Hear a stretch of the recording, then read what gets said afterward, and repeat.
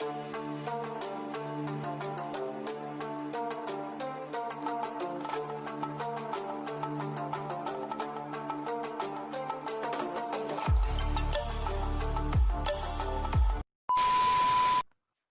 alunos, tudo bem com vocês? Professor Vinícius aqui, trazendo mais uma aula de Biologia. Na nossa aula de Biologia de hoje, a gente vai fazer então a correção do tarefa mínima da aula passada e a gente vai dar continuidade ao nosso conteúdo falando a respeito então do sistema nervoso, né? Na nossa aula de hoje a gente vai ver um pouquinho a respeito do sistema nervoso em outros organismos, né? E também das principais características, né, que definem e vão padronizar, então, esse sistema nervoso nos seres humanos, né? Quais são algumas das suas partes, né? Quais são os nomes que dão aquelas partes do sistema nervoso e como ele é subdividido, né? Em suas regiões e também em relação à sua função. Beleza? Vamos lá, então, para a nossa correção, para a gente dar continuidade ao nosso conteúdo.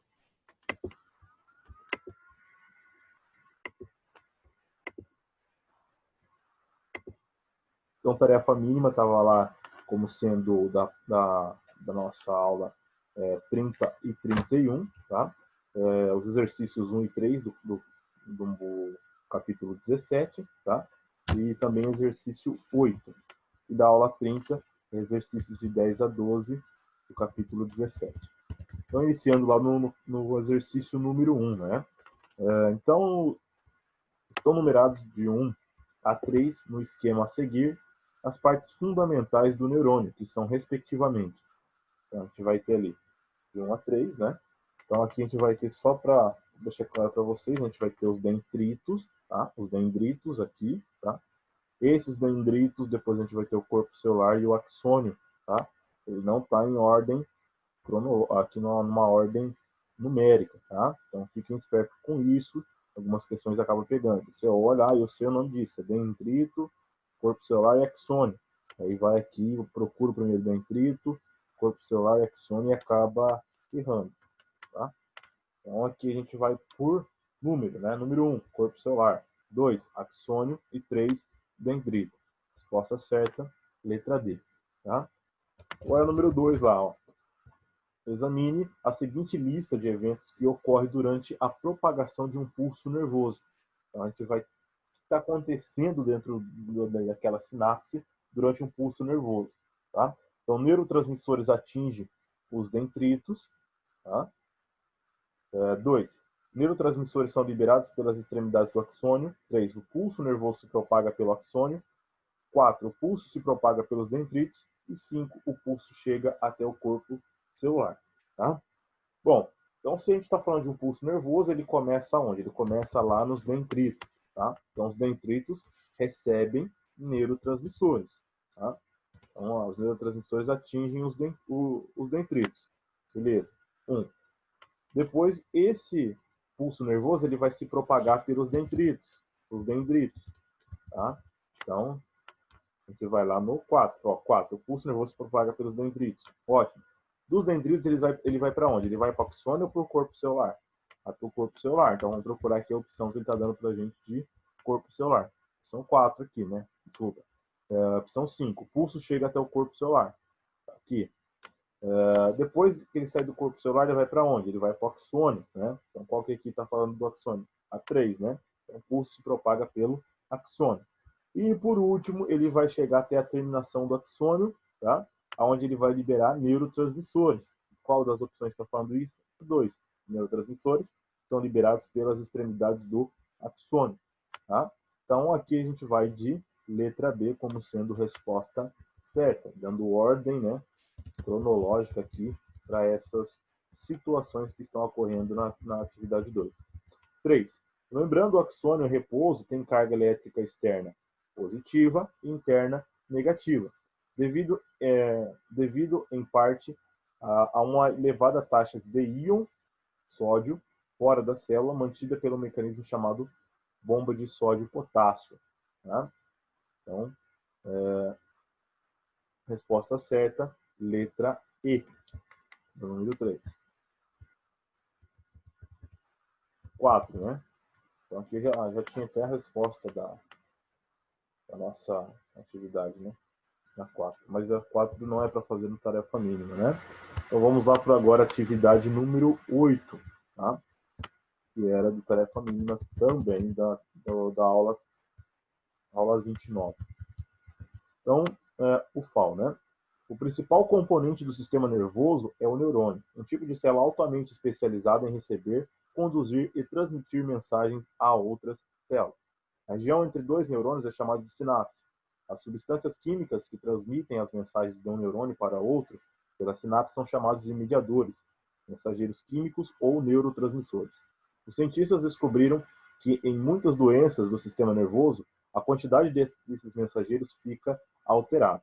O consumo habitual de drogas, como a cocaína, tabaco e a maconha, também produz efeito semelhante. Dados afirmações sobre o assunto, número 1, né? Quando o neurônio é devidamente estimulado, ocorre uma onda de alterações elétricas em sua membrana, sempre dos dendritos em direção ao axônio, verdadeiro, tá? Sempre dos dendritos em direção aos axônios. Então, ela é unidirecional, como a gente já falou na nossa aula passada. Número 2. As sinapses nervosas ocorrem, em geral, entre o axônio de um neurônio e o dendrito de outro. Falso. Tá? Não tem como ela sair do axônio e ir em direção ao dendrito. Então, já descartamos aqui a resposta da 2. Né? 3. Dentre outras, algumas substâncias que atuam como neurotransmissores são acetilcolina, adrenalina ou epinefrina, noradrenalina ou norepinefrina, dopamina e serotonina. Verdadeiro, tá? Todos eles atuam como neurotransmissores, tá? Então, resposta certa, letra D. Resposta 1 e 3, tá? Agora a gente vai para a tarefa mínima lá da nossa aula 30, tá? Exercício 10 e 12 do capítulo 17. Então, exercício número 10, né? Em relação à condução do pulso nervoso e considerando os desenhos a seguir, assinale as proposições. Tá? Então, número 1 lá, né? As regiões 1, 2 e 3 do desenho representam, respectivamente, axônio, corpo celular e dendrito. Tá? Então, está errado. Tá? O axônio aqui seria o 3, depois o corpo celular 2, certo? Aqui o axônio 1. Mas, na verdade, não, desculpa, os dendritos 1. Tá? Então, é dendrito, corpo celular e axônio. Tá? Então, tá errado a resposta da 1. 2. A região 5 do desenho é o local onde ocorre a sinapse? Verdadeiro, é onde está ocorrendo ali a comunicação entre o dendrito de um neurônio com a terminação axônica de outro neurônio. Tá? 4. Região 6 do desenho indica aquela parte da fibra que está polarizada. Tá? Ele está falando que se está polarizada essa fibra. É errado, tá? Ela está polarizada, ela está despolarizada.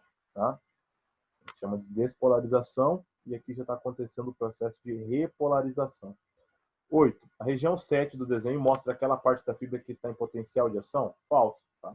Ela está em repouso. Em potencial de ação está a região 4. 16. A propagação do pulso nervoso de um neurônio ocorre sempre em sentido 3, 2, 1? Sempre da terminação axônica para o dendrito? É o contrário, né? Então está errado. A região 4 do desenho representa um módulo de Henver. Tais módulos são vistos somente em neurônios mielinizados e são responsáveis pelo aumento da velocidade dos pulsos dos mesmos, tá tudo bem? Como a inversão da polaridade na fibra ocorre somente nesses nódulos, errou. Tá? Aí já errou na questão toda. Por quê? Ela ocorre dentro da membrana plasmática. Esses nódulos de Henvers, tá? Juntamente com a bainha de mielina, ela auxilia na propagação, ou seja, não deixa esse sinal se dissipar, não deixa esse sinal se perder. Tá? Então, ele é apenas um auxílio, não quer dizer que o pulso nervoso vai passar por esses nódulos. Beleza? Então, a resposta certa aí somente a número 2, tá? Da nossa somatória. E agora a gente vai lá para 12, né? No esquema a seguir, 1, 2 e 3 são, respectivamente, neurônios. Então, a gente vai ter um neurônio motor, um neurônio Desculpa. Aqui a gente tem um neurônio motor, depois a gente vai ter um neurônio associativo e um neurônio sensorial. Tá? O terceiro aqui é um neurônio sensorial. Então, resposta certa, letra A. Tá? Eu vou deixar aqui para vocês. Professor, como é que eu sei disso, que é um neurônio associativo, um neurônio motor? Esse daqui é um neurônio motor porque, ó, tá vendo as terminações axônicas? Ela está em umas fibras musculares. Ele está mostrando para a gente que ele está numa fibra muscular. O associativo, ele faz a comunicação entre um neurônio motor, por exemplo, e um outro neurônio que está relacionado com o nosso sistema nervoso central, com a minha medula, por exemplo. Tá? E aqui a gente tem um neurônio sensorial, porque aqui a gente vai ter as terminações axônicas, tá? Em células receptoras, como por exemplo, células da ponta do meu dedo que estão fazendo a recepção desses sinais. Beleza? Bom, pessoal, terminamos aqui então a correção desses exercícios do tarefa mínima, tá? E agora a gente vai dar continuidade ao nosso conteúdo falando a respeito do sistema nervoso central, tá? Dentro da fisiologia do sistema nervoso central, não somente em seres humanos, como também em outros animais. Vamos lá, então?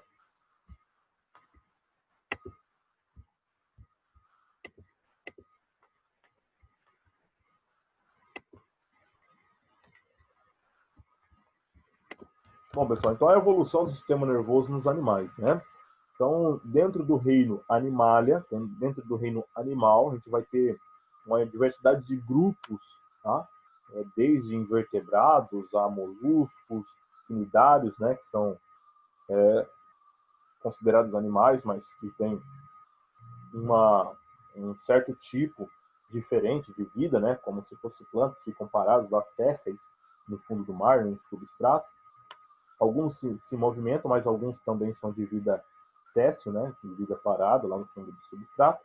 E a gente vai ter, então, a evolução desses organismos vivos, passando pelo plateumintos, depois a gente vai ter os nemateumintos, anelídeos, equinodermos, né? Que são as estrelas do mar, os cordados, são os seres mais superiores, digamos assim. Mas numa escala evolutiva, todos estão evolutivamente idênticos. Por que isso? Porque esse cara aqui, ó, não sei se vocês já leram, mas eu recomendo, pessoal do segundo ano, leiam lá, Darwin, tá? Tem isso aqui em vestibular, tem isso aqui em Enem, tá? Evolução das espécies. Tá? Tem até um livro aqui da evolução das espécies, tá? Que fala exatamente sobre isso, sobre a evolução dos seres vivos, tá? Muito importante. Acho que no futuro próximo a gente vai falar a respeito disso, comentar a respeito disso. Por isso que eu já estou até adiantando para vocês a respeito do que a gente, do que a gente vai trabalhar, né? Porque tem tudo a ver com a fisiologia do nosso sistema nervoso, tá? Conforme a evolução foi tratando de selecionar esses animais, eles foram desenvolvendo um sistema nervoso mais complexo, tá? Como assim? Como assim, professor? Organismos com maior cognitivo, digamos assim, tá? Possuem um sistema nervoso mais complexo, tá? Enquanto que outros organismos eles possuem um sistema nervoso menos complexo, apenas sensorial, apenas para sentir aonde eles estão, o que eles estão sentindo, se é calor, se é frio, o que está próximo a ele, o que não está, tá? Então, basicamente, para esses animais, né, que estão numa escala evolutiva um pouco mais abaixo, tá? Eles possuem um sistema nervoso apenas para isso, para sentir o ambiente. Se é um ambiente escuro, se é um ambiente claro, se a água está fria, se está quente, se o ambiente está frio, se está quente, tá? Se algum animal passou próximo a ele, enfim. É um sistema nervoso mais rústico. É isso que a gente vai falar na nossa aula de hoje, tá? Evolução, então, do sistema nervoso nos animais, né? Então, os cnidários, né? Sistema nervoso difuso pela rede de neurônios, né? Então não há um órgão com função associativa centralizador na atividade nervosa. O que é isso? Todos os neurônios eles estão dispersos no seu corpo, tá? Ele não vai ter então um sistema nervoso assim como centralizado, como a gente vê em outros animais, como a gente tem lá no nosso encéfalo e na nossa medula espinhal. Depois a gente vai para os plateumintos, tá? O sistema nervoso é em escada, ou seja, você vai ter duas cordas, tá? Saindo lá da região da cabeça, aonde a gente vai encontrar gânglios cerebroides, tá? Centralizados de controle de integração. A gente vai encontrar dois gânglios, tá? Ali na região superior da cabeça desses plateumintes. Depois a gente vai ter um cordão ventral, tá? Distribuindo vários outros fios de neurônios pelo seu corpo, tá? Então aqui a gente já tem um sistema nervoso assim, como em comparação com os tuidários, um pouco mais desenvolvido, beleza? E depois a gente vai para os anelídeos e artrópodes, onde o sistema é ganglionar, ou seja, a gente vai ter vários gânglios, tá? Dispersos pelo seu corpo, tá? E é ventral, tá?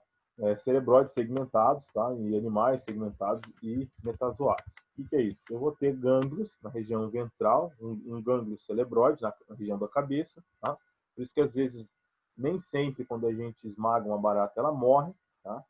Às vezes a gente mata ela, esmaga a cabeça e ainda ela continua viva, porque ela ainda consegue manter as funções vitais através desses cordões nervosos ventrais, desses gânglios ventrais que ela possui na região da sua barriga, tá? Nem sempre isso dá certo. E além disso, também eles possuem um sistema respiratório ali na região ventral, né, para poder captar oxigênio. Então a cabeça não é tão importante assim como ela é para os vertebrados, como a gente conhece, tá? Depois a gente vai lá para a parte dos equinodermos, que são as estrelas do mar, né? Ela vai ter um anel nervoso central, com função associativa, e nervos radiais. Então, aqui a gente já tem um sistema nervoso um pouco mais desenvolvido em relação a isso. Tá? Então, a gente vai ter ali nervos radiais, né? Os nervos indo para regiões periféricas do corpo, e ali na região central a gente vai ter um anel nervoso com função associativa. Por exemplo, alguém tocou, encostou na estrela do mar, ela não tem olho, tá? Ela não tem essa percepção de claridade como os insetos possuem, mas ela tem a percepção, por exemplo, de toque, de tato. Então, por exemplo, se algum peixe passou próximo a ela, ela sentiu uma vibração da água, tá? Quem vai fazer essa interpretação de sinal é o anel nervoso desse animal, tá?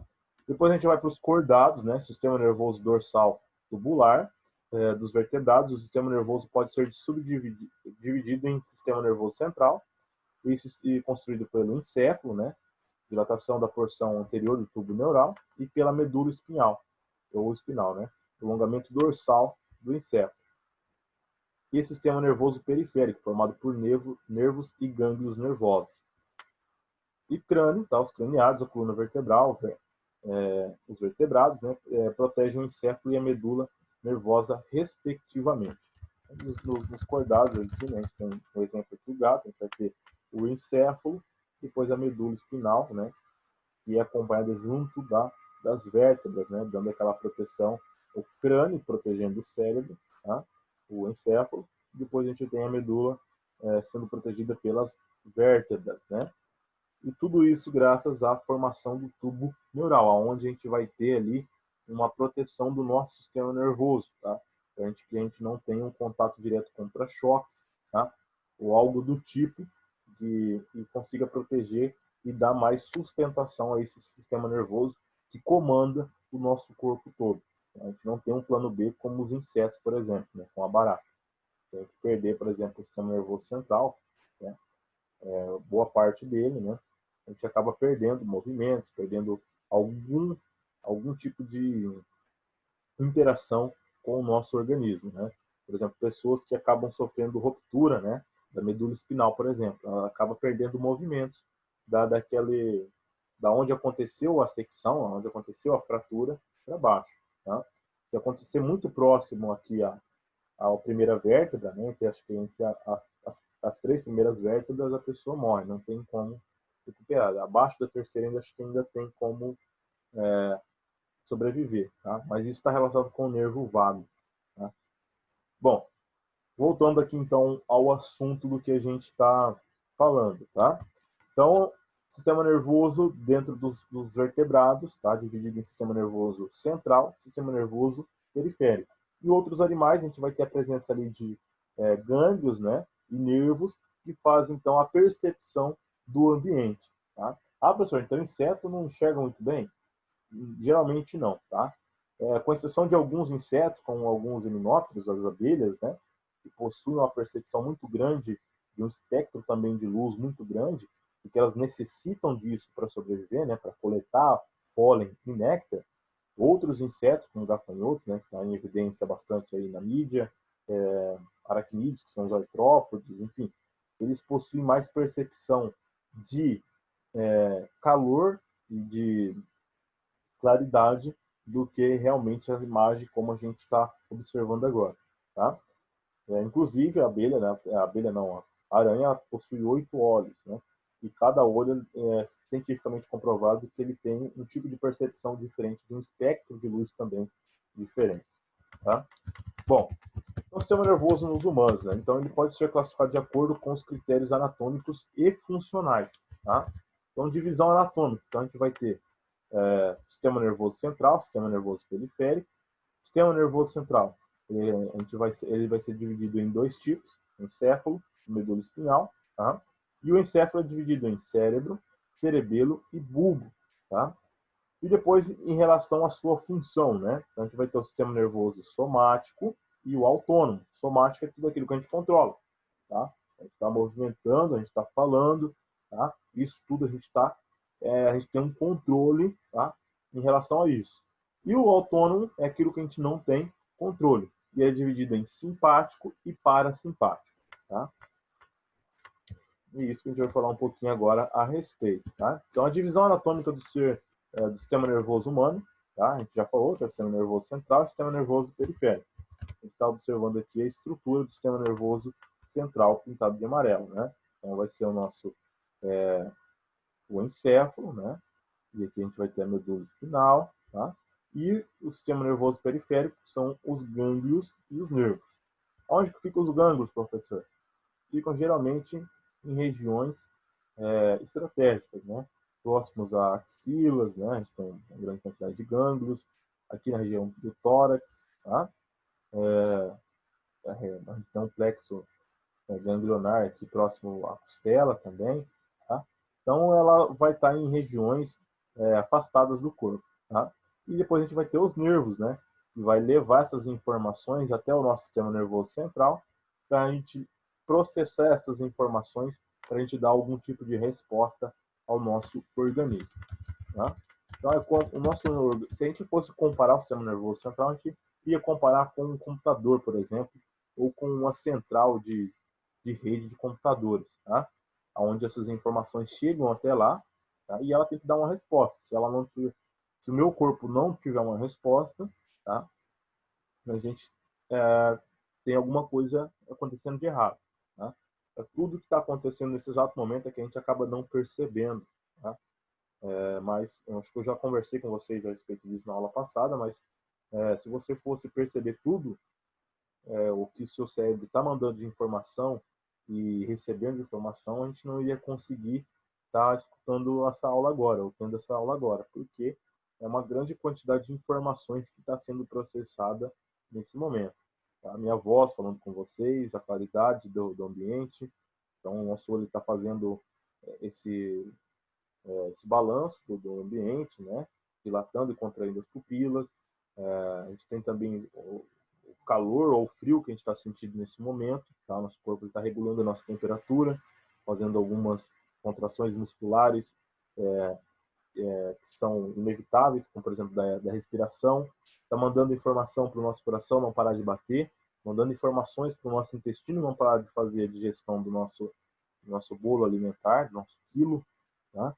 Então, tudo isso está acontecendo nesse exato momento, sem que você perceba, e sem falar também no nosso sistema endócrino. Está liberando insulina, está liberando hormônios para dentro do nosso organismo, tá?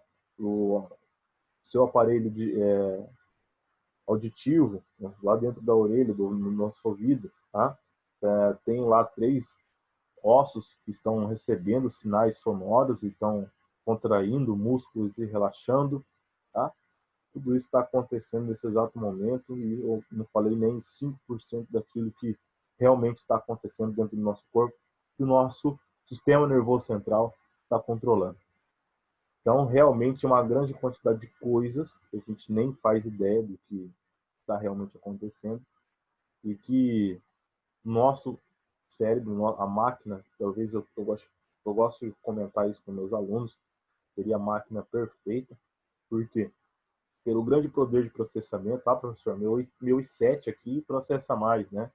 Uma placa NVIDIA de 4 GB RAM, 4 GB de memória compartilhada e meu PC gamer, não, tá? Seus olhos veem muito melhor do que os 4K aí a 120 FPS por segundo, fotos por segundo, tá?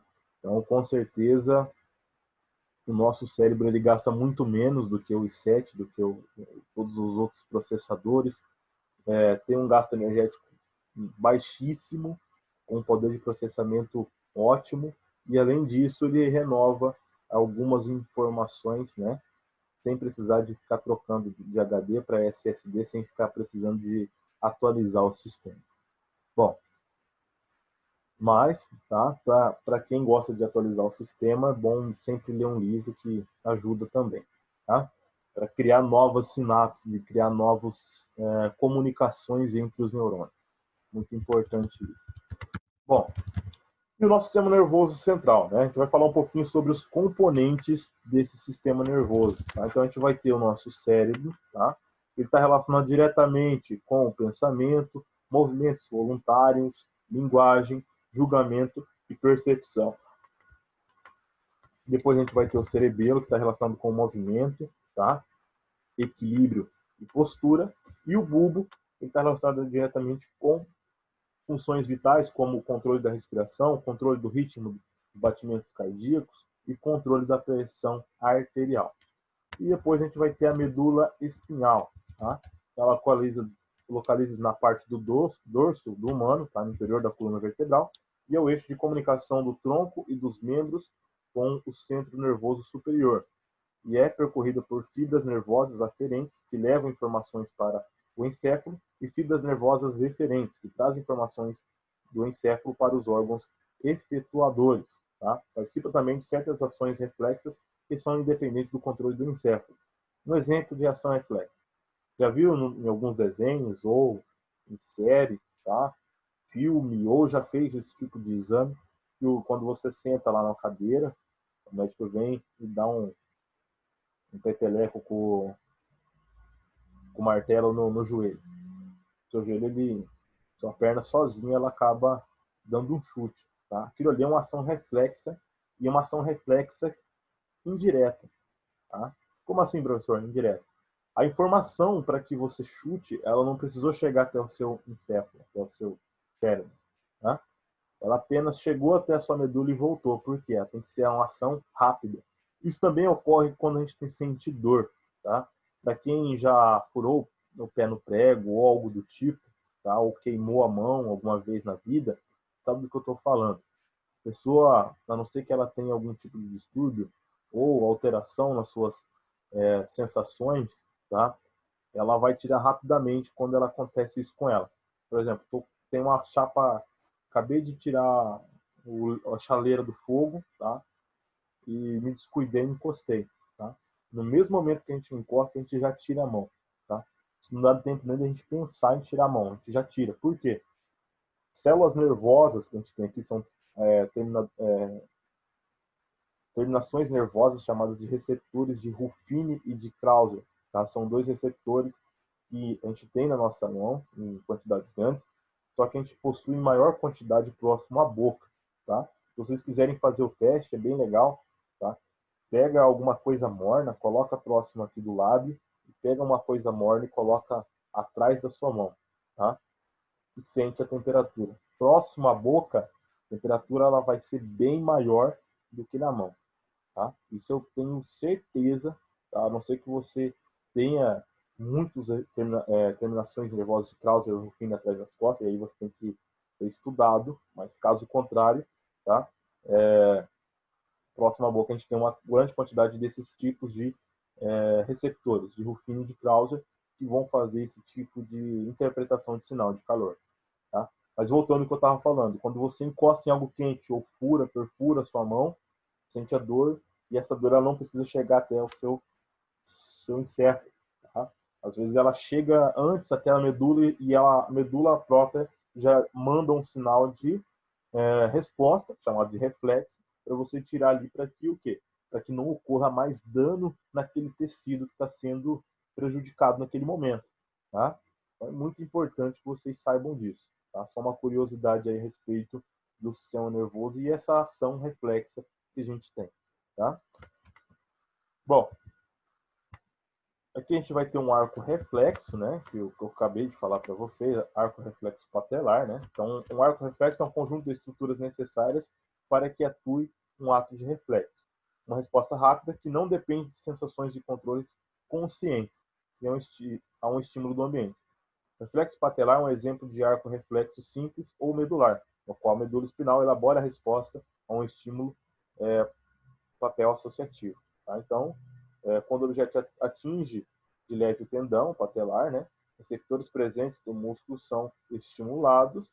Esse músculo ele vai levar essa informação até a medula espinal e lá a gente vai ter um nervo eferente que vai levar essa informação. Tá? Então aqui, ó, na medula espinal, outro pulso nervoso é transmitido pelo neurônio eferente em direção ao músculo. Tá? Então, aferente sobe, tá? Essa informação está vindo, e eferente ela está indo em direção ao músculo. Tá?